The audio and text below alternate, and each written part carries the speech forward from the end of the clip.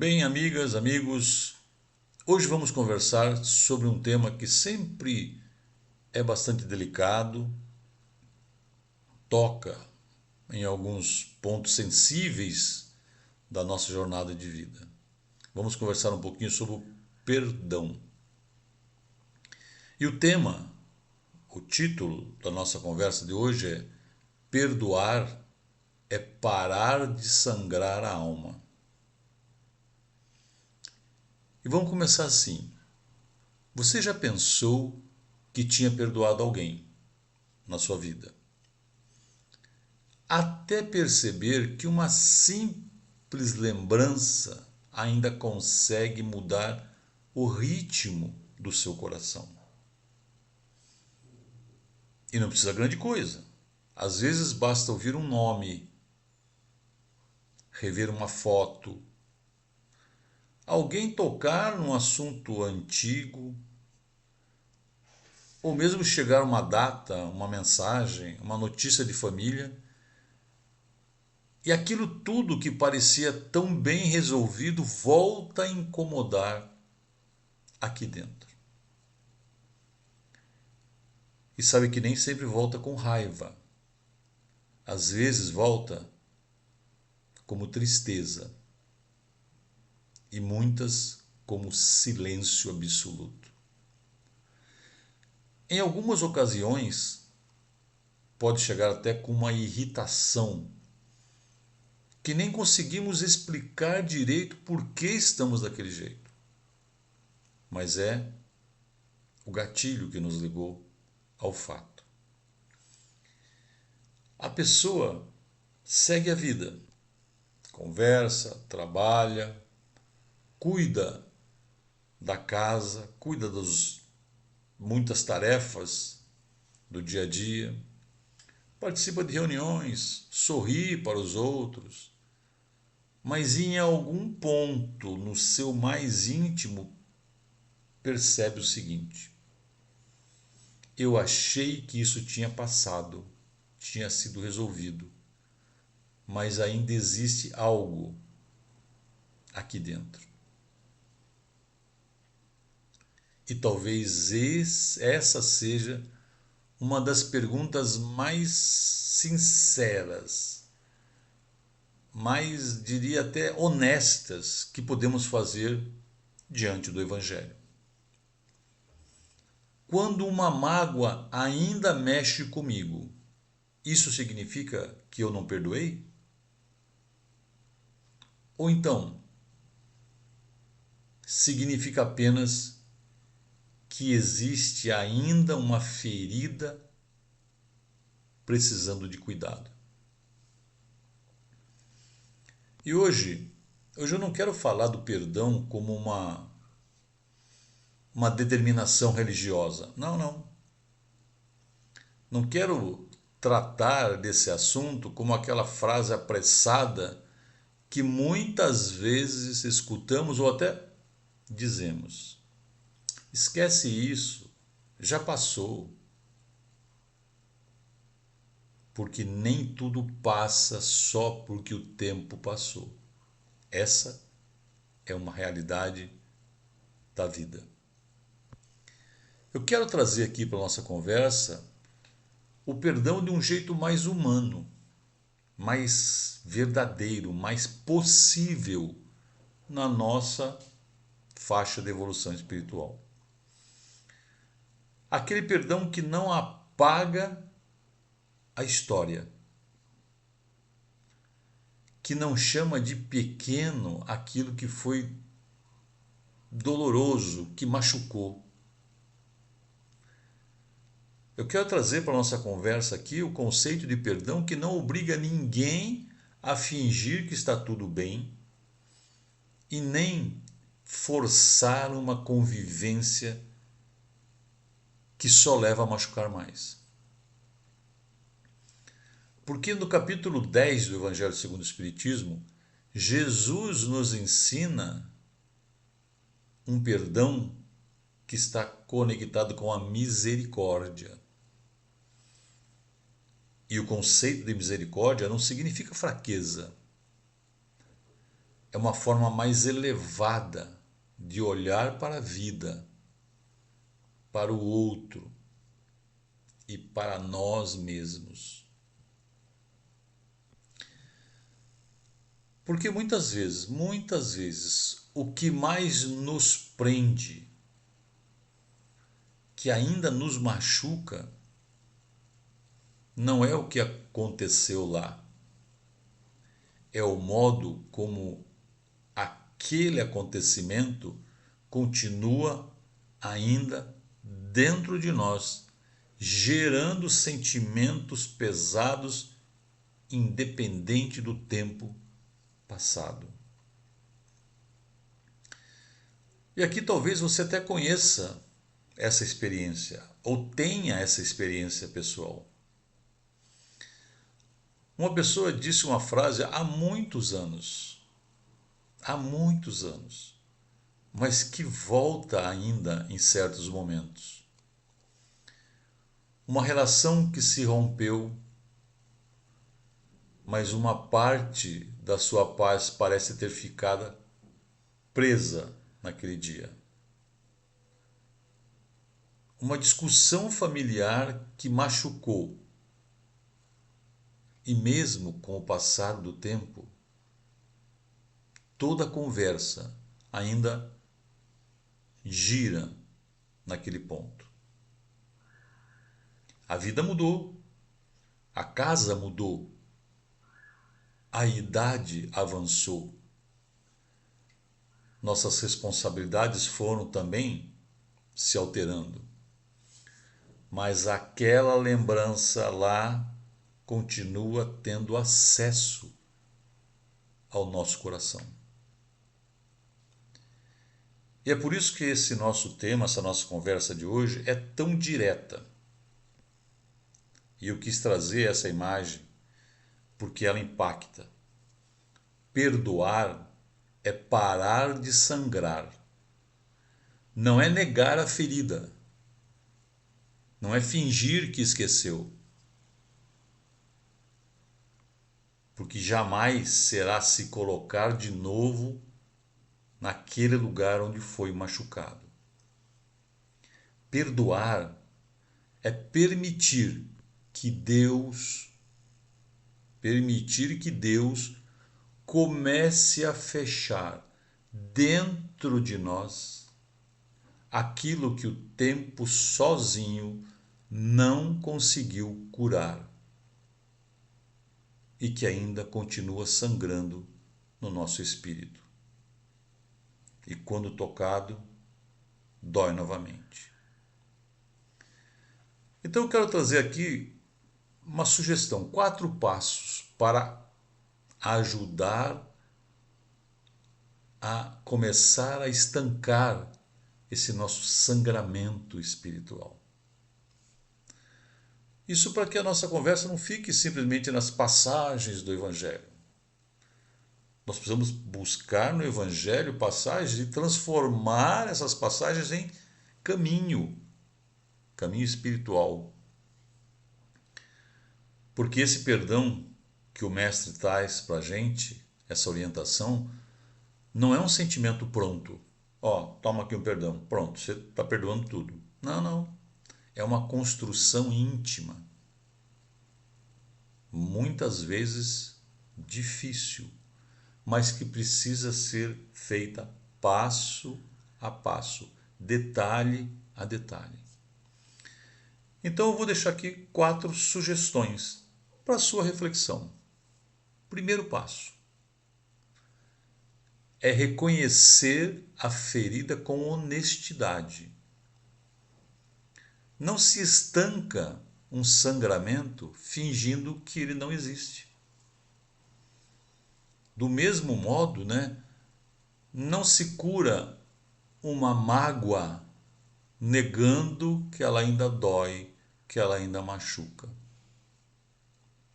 Temos que olhar verdadeiramente para isso, encarar essa verdade. Porque diante de Deus, nós podemos dizer com sinceridade: Senhor, isso ainda me afeta e muito. E por vezes até se torna um bloqueio na minha vida. E quando a gente traz essa frase, isso não mostra falta de fé. Não. É a presença da verdade. E a verdade é sempre um bom começo para qualquer transformação espiritual. E eu digo isso porque muita gente tenta pular essa etapa. Como assim, Vicente? Continua dizendo que está tudo bem, sorri o tempo todo, muda de assunto quando aquele assunto chega, mas por dentro continua reagindo a partir da mesma dor, da mesma ferida. E o Evangelho nos pede um olhar realista sobre o caminhar da vida. Um segundo passo que eu deixo como sugestão é separar, veja bem, memória de prisão. Lembrar e relembrar não é o problema, não está aí o problema. O problema é viver preso nessas lembranças, nesses pensamentos.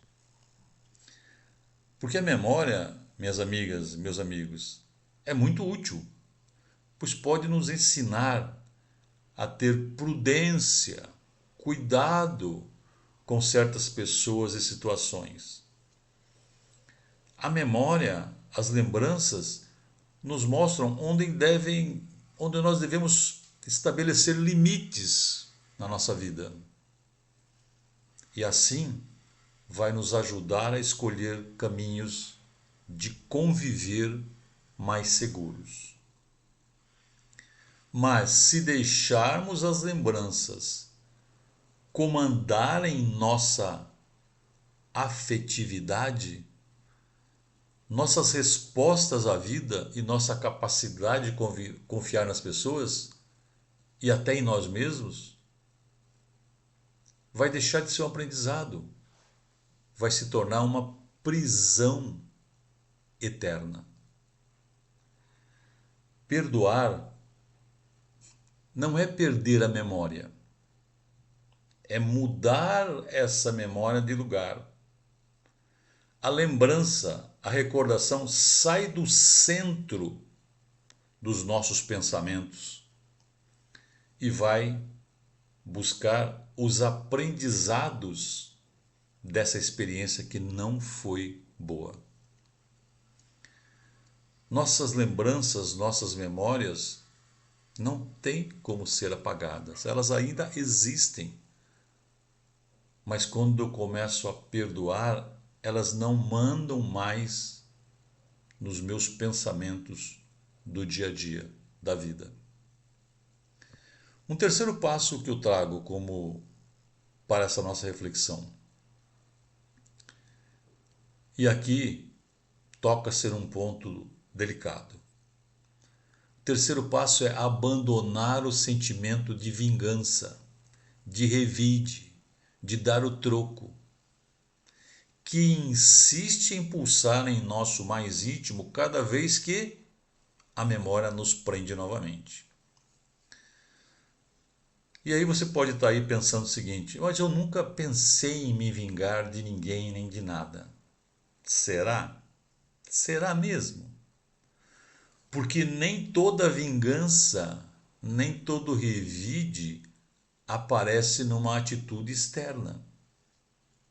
Às vezes, ela mora aqui, ó, no nosso pensamento. No desejo secreto de que o outro sofra alguma consequência, que algo dê errado na vida dessa pessoa.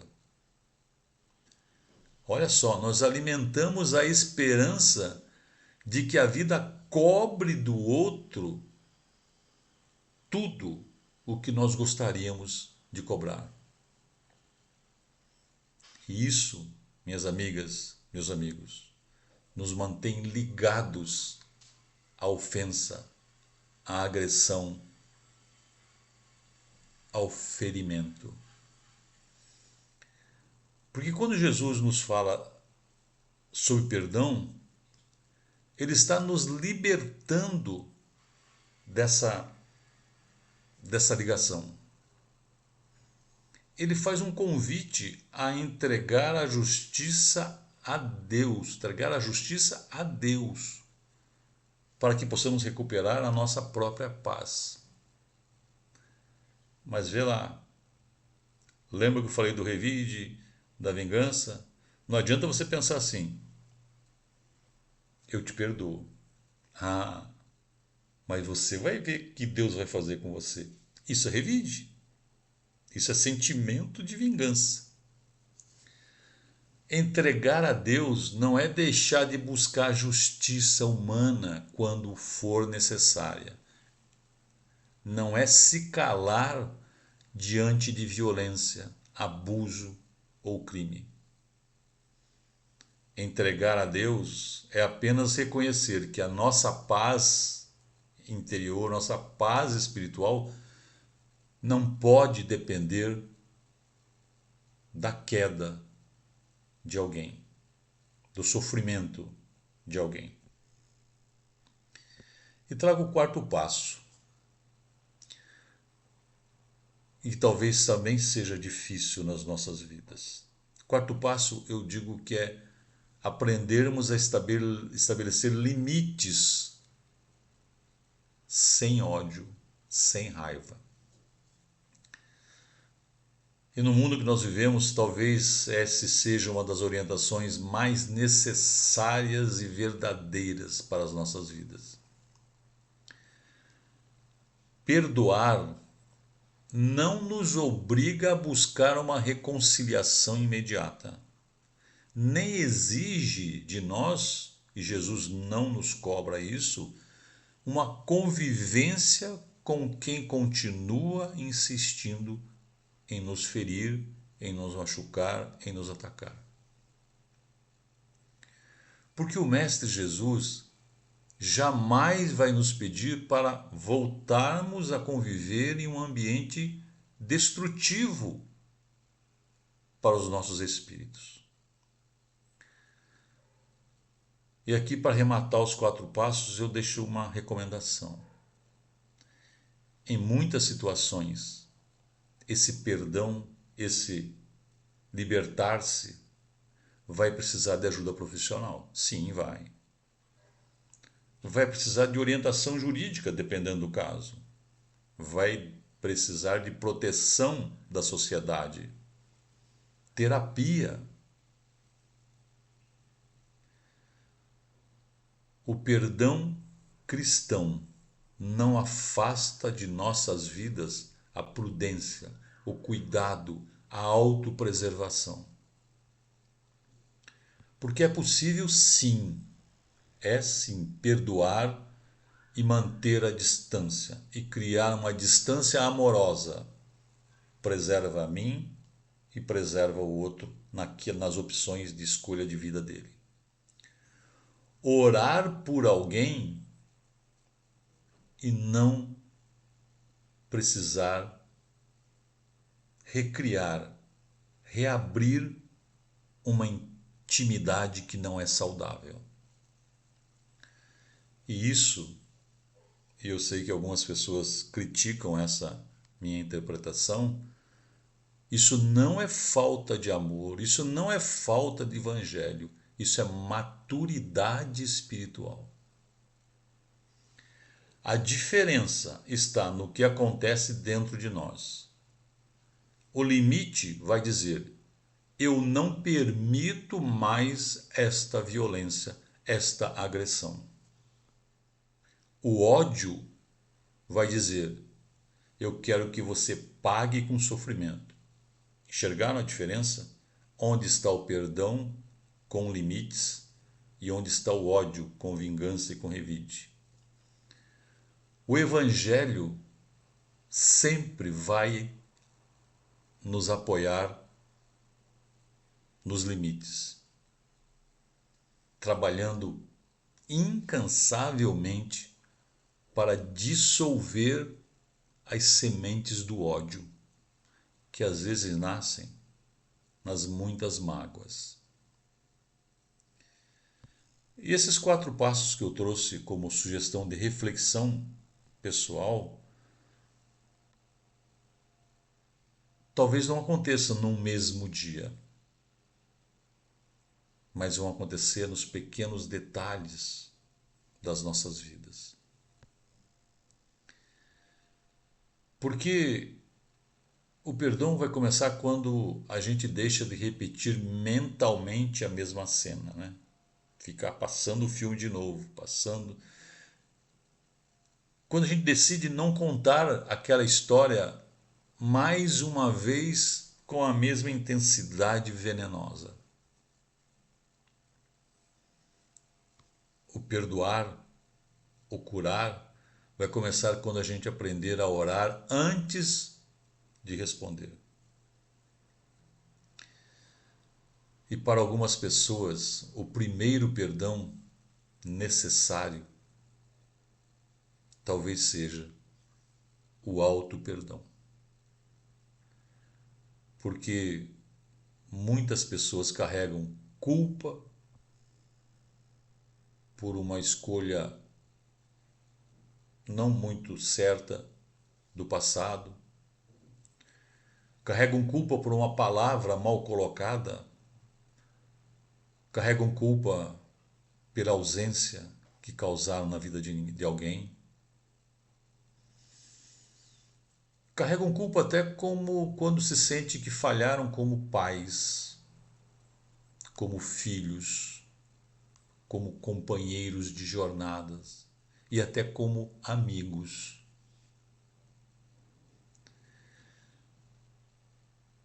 E o tratamento para a culpa passa pelo auto-perdão. Porque o arrependimento verdadeiro só é útil se nos levar à reparação. Porque se virar uma punição permanente, deixa de ser aprendizado e vai só nos adoecer.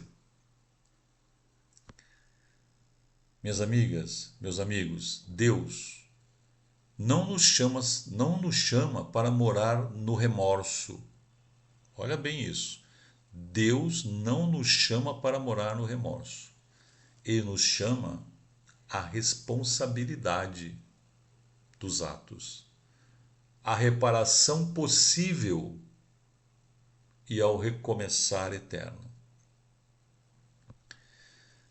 E agora aqui nessa parte da nossa conversa, eu quero te fazer um convite. Vamos fazer um exercício simples. Não precisa escrever no chat se você não quiser, nem expor sua história. É sua. Apenas eu quero que você recolha o pensamento por alguns momentos, por alguns instantes e pergunte a você mesmo: onde alguma mágoa ainda sangra em mim? Onde a mágoa ainda sangra em mim? Pode ser uma relação familiar estremecida, uma amizade machucada, um relacionamento se dissolvendo, uma conversa que nunca aconteceu, uma frase que ficou solta. Pode ser algo que fizeram com você, mas pode muito bem ser também algo que você ainda não conseguiu se perdoar. Não force o sentimento. Não tente resolver tudo agora, hoje. O meu convite a você é: apenas reconheça isso diante de Deus. E deixo uma sugestão. Você pode trazer para o seu pensamento nesse momento o seguinte: Jesus, Eu ainda não sei curar tudo isso dentro de mim. Não sei, mestre. Mas eu não quero continuar sangrando pela mesma dor, pela mesma ferida. Ajuda-me, mestre, a guardar a lição sem ficar preso nessa corrente de pensamentos destrutivos.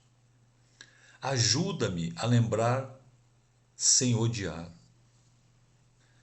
a seguir em frente sem endurecer meu coração. Guarde essa prece com carinho no seu coração, no seu pensamento. Não como uma obrigação, apenas como uma pequena luz acesa dentro de você. Porque talvez, e a gente conhece muitas situações, você ainda não consegue dizer eu perdoei completamente. E está tudo bem, está tudo bem. Há dores que precisam de tempo, de cuidado, de silêncio e de Deus trabalhando devagar o seu coração. Mas quem sabe hoje você já consiga dar um primeiro pequeno passo, íntimo, verdadeiro, e dizer a Jesus aqui nessa nossa conversa, sem pressa e sem culpa: Mestre Jesus, eu não quero mais viver preso a essa dor do mesmo jeito que venho até hoje. E isso já é muito espiritualmente. Por isso, minha amiga, meu amigo, o perdão nasce de verdade. E ele não começa com uma frase bonita. Começa com um suspiro de quem cansou de sofrer sozinho. O perdão começa quando a alma, mesmo ainda machucada, ferida, permite que Deus entre naquele ponto, ali, onde ninguém mais conseguiu chegar. Se ainda dói, não se condene. Apenas permita que essa dor não caminhe mais sem a ajuda de Deus. Coloque essa sua lembrança, aquele exercício que a gente fez, nas mãos de Jesus. Deixe que a misericórdia faça pouco a pouco o trabalho que a pressa nunca vai conseguir fazer. Porque onde o coração humano ainda sangra, o amor de Jesus pode começar a curar e fazer parar de sangrar. E quando esse processo começa, minhas amigas, meus amigos, no silêncio, sem barulho, algo começa a mudar em nós. A lembrança continua existindo, mas já não precisa mandar na nossa vida. A história vai permanecer, mas já não ocupa a casa inteira. A ferida ainda é real, mas a sua vida começa a respirar de novo. Perdoar é parar de sangrar a alma. E quando Jesus se coloca junto de nós e ajuda a estancar a mágoa, a alma começa a descobrir que ainda existe paz possível depois da dor. Que assim seja. Graças a Deus e graças a Jesus.